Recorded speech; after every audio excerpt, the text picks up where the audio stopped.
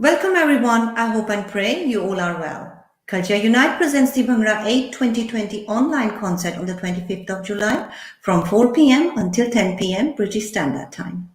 I'm Chandni Kahn. I will be your host on the day and before the upcoming event with live interviews with some of the artists and some other guests who are going to perform from their home or studio. In these difficult times, Bhangra Aid 2020 aims to unite artists and public worldwide. During this journey, we will also be extending our appreciation to all key workers around the world, but at the same time, to send a message of hope to the public. Music and entertainment is the language of love and peace, and that's what we need right now. But before we start with the interview, I would like to remind you to visit our website at www.bhangraaid.com to get your free broadcast link for the event. My today's guest is the living legend who is the root of Bhangra music in the UK. The first who started introducing folk music in the late 60s and 70s, and the first person to broadcast on BBC Asian Music, and the first person who organized Asian Song Contest and gave a platform to the Bhangra artists in the UK at that time. He worked very closely with the legend Ustad Nusrat Fateh Ali Khan up to his death, and also with living legends like Bali Sagu, the Bajrangi Group, Hira, Apna Sangeet, and many, many more, which we will find out today. A warm welcome to the founder and director of Oriental Star Agency, Muhammad Ayyub MBE. Hello, thank you, Hello. Chandni, for. Hello, yes. Thank you very much for coming and giving us this time. It's an honor to have you. As we said, that you are actually the key person for the Bhangra industry.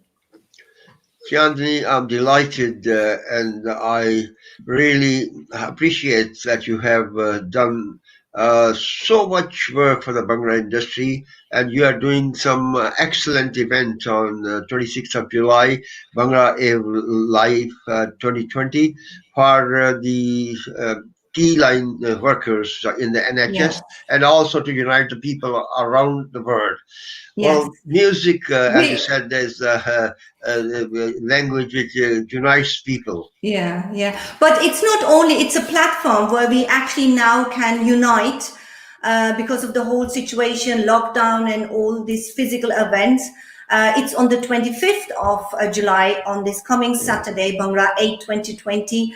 And we try to, of course, to appreciate all our frontline key workers and everyone who was actually very active and helping, supporting, whether it's the from the medical background or even shopkeepers, where people, they have to be basically home ridden. They were not allowed to go out. And I think having you as well now with us to give us a bit more the history, how actually everything you started off, and when we spoke and mentioned some of the artists, the Bajrangi groups and all of them. So you have been a very key role, and that's what we would like to know, how it started, your struggle as well, and all the interesting things, what you set it up for the Bhangra industry as well.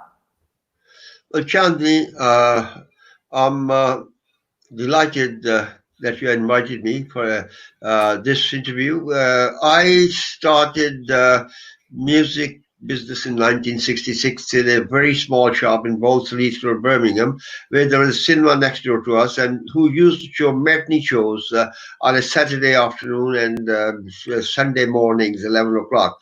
And people, I remember, were mostly bachelor, and they used to dress up in their best dresses and come early before the show, long before the show, and talk about their Okay. grievances and the Mm. problems and the letters they used to get from back home and discuss their problems. It was a community center because there was no other form of entertainment for the Asians. There were no cassette Mm. recorders. There were no uh, music available in this country. There were no radio programs. There were no television program for the Asians. So it was a wonderful event to come to the matinee shows. And the people, when the show finished, came to our shops and asked for the music of that particular film. And I thought there is a gap and opportunity Mm-hmm. that we must start importing it from India and Pakistan. So I approached EMI Hayes uh, there was a manager called Van Hengel. He was very obliging and he kindly consented to import it from Dum Dum, Kolkata. And the first shipment arrived in 7, 8 weeks by sea. So Okay. as soon as it arrived, it went like hotcakes because people were crazy for their own So music because so so there was they shipped you the cassettes over. Is that right? no, it wasn't cassettes. At that time, there were only extended play records, small 7-inch records. There were no LPs Okay. as So how such. did you duplicate them, or how did you actually then No, no, duplicate it? the records you can't duplicate because there's no system of making cassettes at that time. There were no cassette Okay. players. So we used to sell the records, and people had gramophone records at home and used to play them.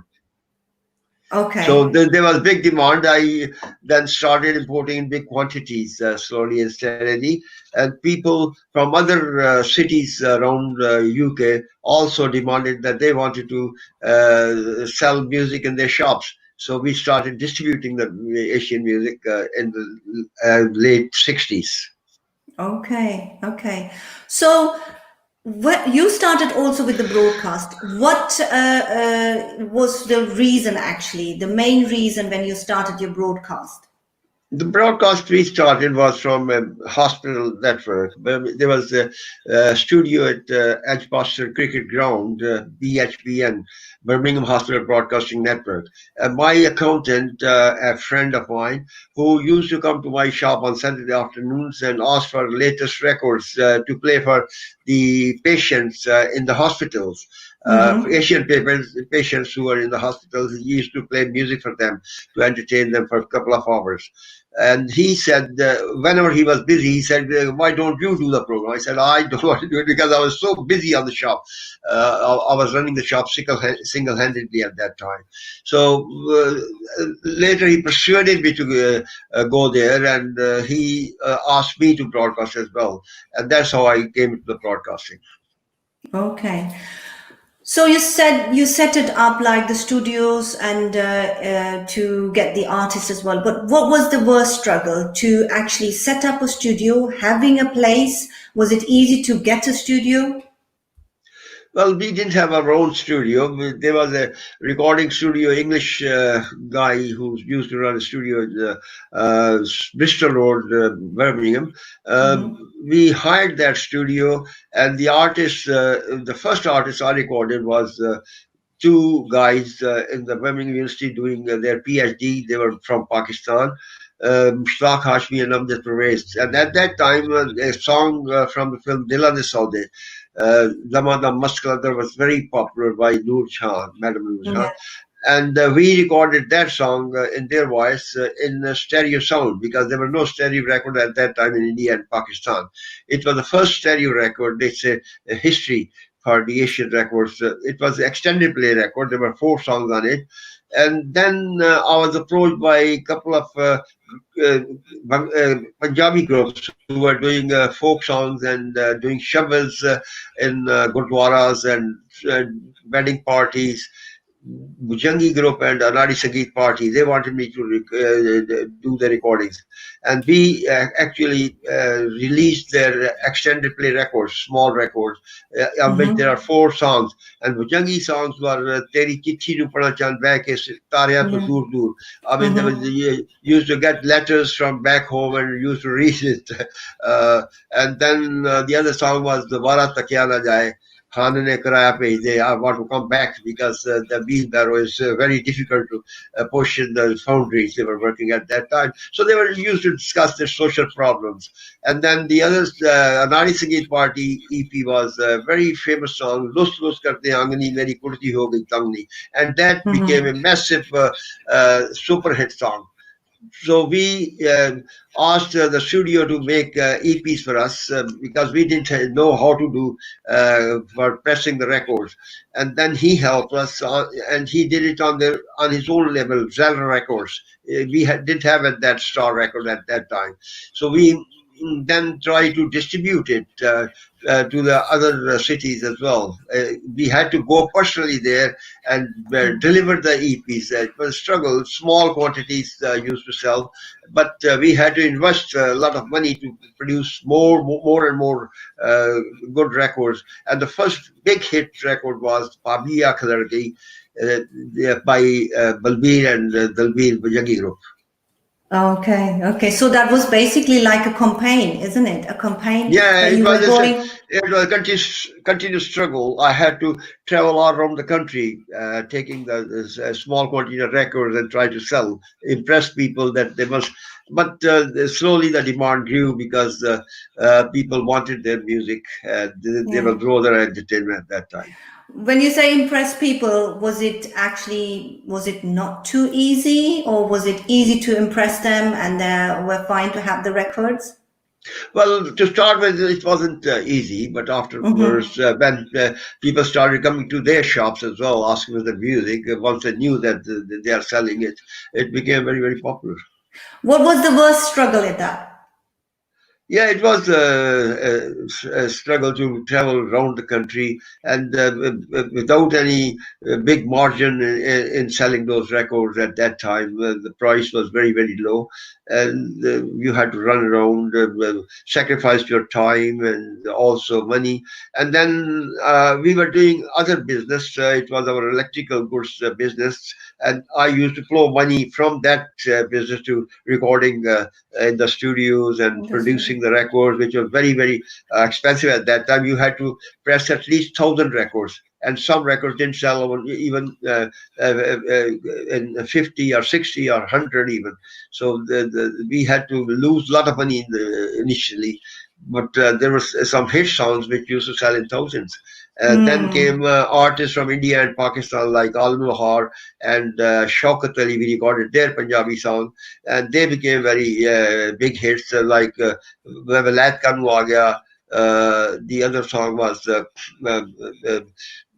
Mia Karke Pichaya, Al Lahar. So these songs, then we started making long play records. So as slowly as gradually it became very popular, and also we were selling the music, imported music from India and Pakistan, film music, which was also popular. When did you start creating these contests? Because that was also another platform which you opened up for the local artist. 1971, there was an opportunity when the local radio broadcasting started in England. Birmingham Radio started doing their English program, and they invited me to give them music because they wanted to start an Asian program for the Asian community. I said, "Do you have anybody to present the program or produce the program?" They said, "No." So I told them that we were doing a program on the hospital network broadcasting. They said, "Why don't you come for the audition?" And then following week, we went for the audition and said, "Why don't you start the program?" We started our first Asian program on the BBC local radios on 4th July 1971. And that program was for 15 minutes only. Believe me, that we hardly played three or four songs. And then Okay. following week, there were so many requests that they forced in a few weeks. The program became half an hour, and then one Okay. hour later, 1 hour. And by Christmas, believe me, there were three 1 hour program on the mainstream English radios. Wow. Wow. See, there was a demand, isn't it? Yeah, because uh, English broadcasters, they never used to get so many requests. as we Mhm. started getting it. There was load full of, there was a sack, as the postman used to bring it, and they were amazed how popular the program is. So they How had to was it? increase the cut. How was it then actually, if you were actually so much in demand, was there a struggle towards or with the other broadcasts? Actually, the Asian programs, they didn't have a budget for broadcasting this. So we supplied the music free of charge because I had my Oh, own personal library. And that way I had to push them to increase the programming. And we didn't get a lot of money for presenting and producing it. Now they get thousands and hundreds and per hour, but we used to get only a couple of pounds for producing a program. But we did it voluntarily almost for the sake of community. We wanted to give something to our to entertain our community and highlight our problems in this country. hmm. And when you were doing the song contest, how was it with the local artist? I had an idea because I was broadcasting on the radio Birmingham from 1971. I thought I might try to encourage the new artists, and we started Asian Song Contest 1975. We advertised it on the local radios throughout the country, and they Hmm. used to send their entries, and we used to sift the 10 best songs from there. And the Okay. condition was that there should be a new composition. They should not copy any old Yeah. song, and that way they had to struggle and they get the new songs and try to get composers to compose it for them, and they used to work very hard, and that encouraged them to learn their own music and their own culture and their own language as well. So that helped a lot. And 75, the first Asian Song Contest was held in Digwaswick Hall, Birmingham, which is next to the coast station Birmingham. Hmm. uh, and there were Bhangi group, Shoka group, Nari Sangeet Party. They all took part, and Drama Gunani, who later sang Bali Sagu's famous song in Star Crazy, Mera Long Wacha, if you remember. Yeah. She actually won the song contest, and the backing group was DCS, Okay. and that's how Okay. it started. And it was a national song contest, and then Yeah. it carried on till 2001. And we introduced Okay. many artists to Asian Song Contest. Hira Group took part in that, and we had guest artists like Chirag Pehchan, Apna Sangeet, DCS, Hmm. then there were Hira Group, Alap Group, Malki Singh, Bajangi Group, and all of them. Well done. We introduced Geet, the mega band, Safri Brothers. They all came to the song contest.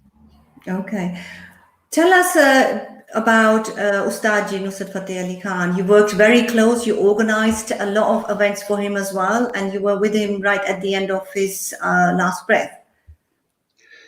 19 early 70s, we had artists coming from India and Pakistan, and we Hmm. recorded them like Shaukat Ali, uh, Alul Har. Ghulam Ali Khan came in 1975. Hmm. It was his first tour, and we did all his recording and released all his cassettes, Mere Shauk Da Nahi Is Bar, and all those very popular songs. We recorded Beja Mere Kol, and also Ataullah Khan Isa Khan we introduced in 1977. 1978, we released four cassettes by Nusrat Fateh Ali Khan, first time in UK. Somebody had recorded it for us live from Faisalabad, Pakistan. We never heard of this sound before, and nobody had known this voice in UK. And as Hmm. soon as we released it, it became a sensation, and it became very, very popular. The songs were Hak Alili and Hmm. Jana Jogi and all. These were his first recording which was released. And remember, in 1978, film Satyam Shivan Sundaram was Yeah. released, and Rajpur came for the premiere show in UK, and he Hmm. heard Nusrat Kawali Jana Jogi Dalal in Bradford shop. and from there he took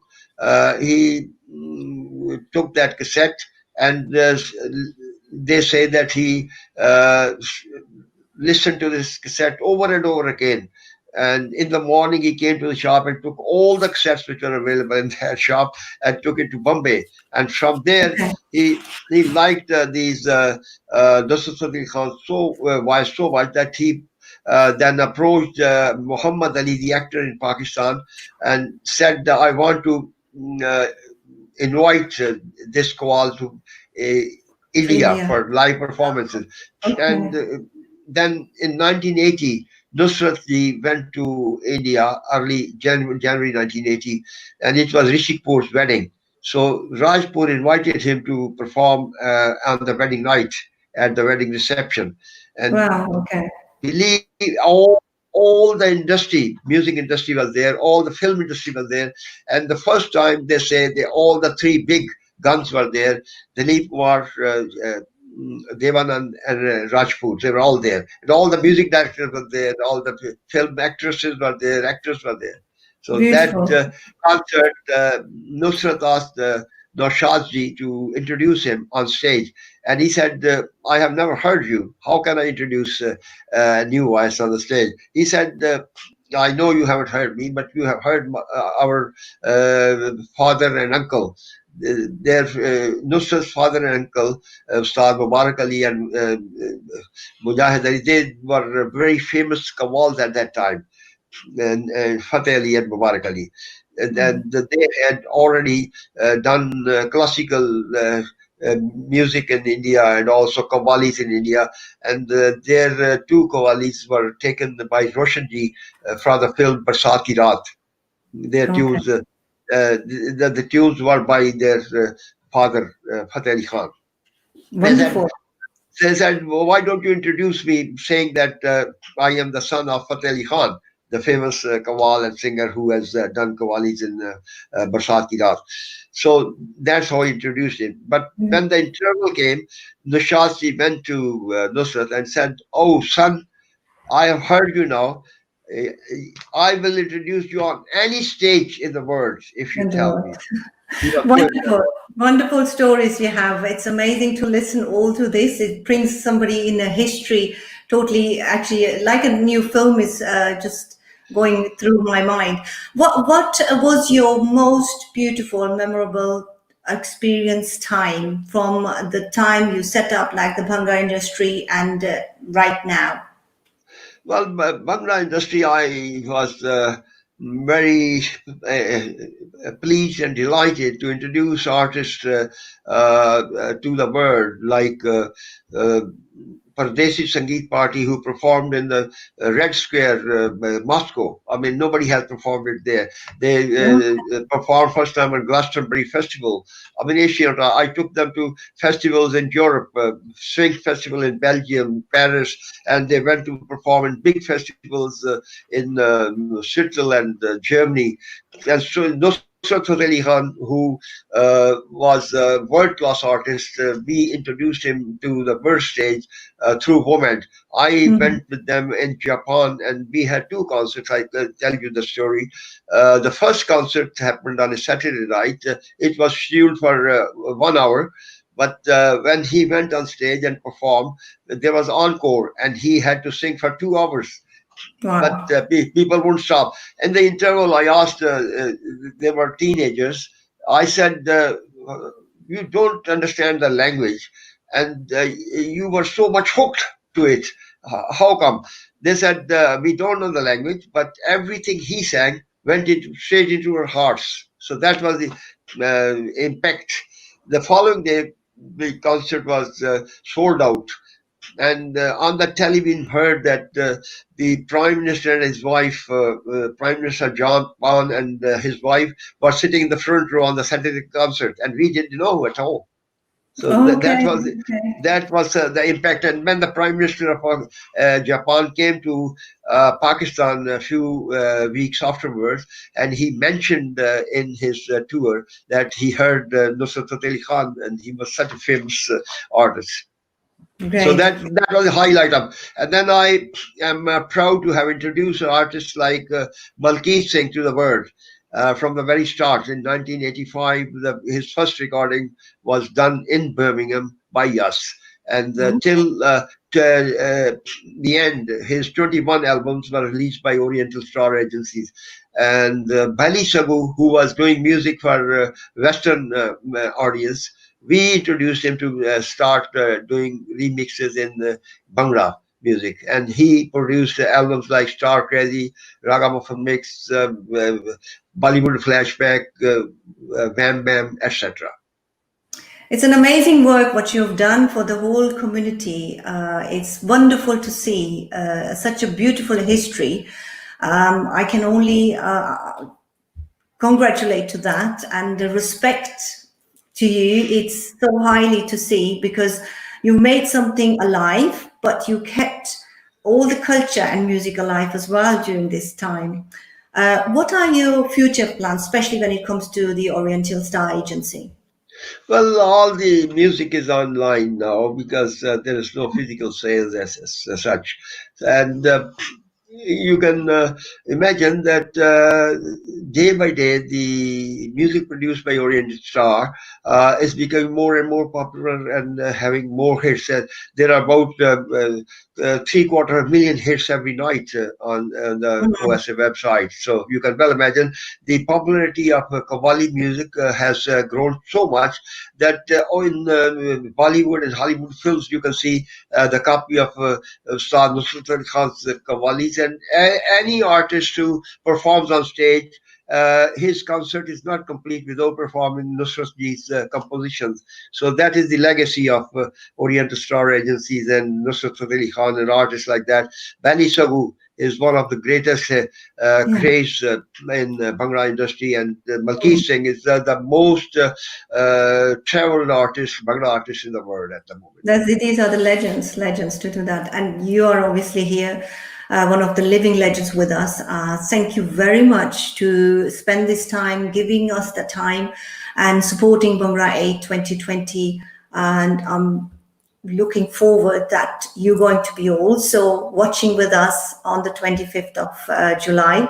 But before I would actually say goodbye to you, uh, can you give a message of hope to the viewers? Well, I feel that music has no language. It unites people all over it. As song contests, we used to say that we used to unite all the communities, Bengalis, Western audiences, and Pakistani, Indian. They were all enjoying the music at one platform. And Bola ji and you have done a wonderful, wonderful job by organizing this Bhangra Aid 2020 on 25th of July. And I'm sure this will unite all the people and encourage the NHS frontline workers, and it will help the Bhangra industry and all the Asian music to unite together. Thank you very much. You have seeded it. Thank you so much. God It's bless my you. pleasure.